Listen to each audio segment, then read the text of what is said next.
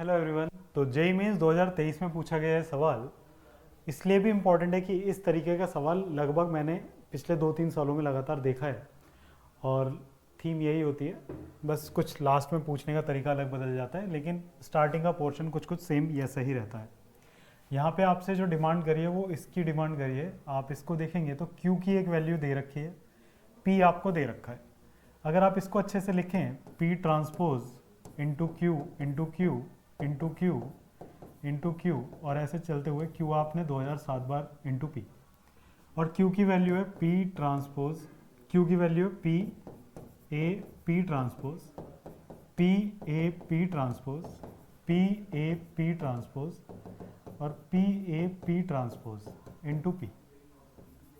तो कुल मिला के आपको P into P transpose into P चाहिए पहले तो पी ए रहा मेरे पास।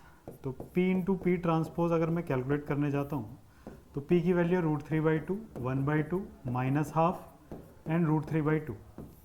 एंड P ट्रांसपोज कितना होगा बेटा? P ट्रांसपोज होगा √3/2, 1/2 माइनस हाफ एंड √3/2, है ना। रो को कॉलम में कन्वर्ट करना P ट्रांसपोज।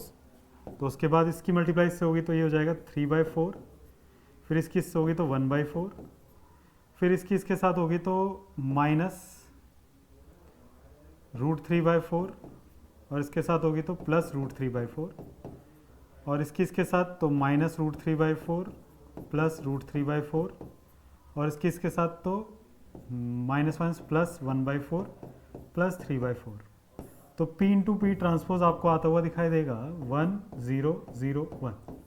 तो P इंटू पी ट्रांसपोज तो आइडेंटिटी बन गया, आई, फिर ये भी आई, ये भी आई, ये भी आई, और लास्ट में यहाँ तक आई। और ए इसमें कितनी बार आया है? तो 2007 बार। तो ए की पार्ट 2007 चाहिए।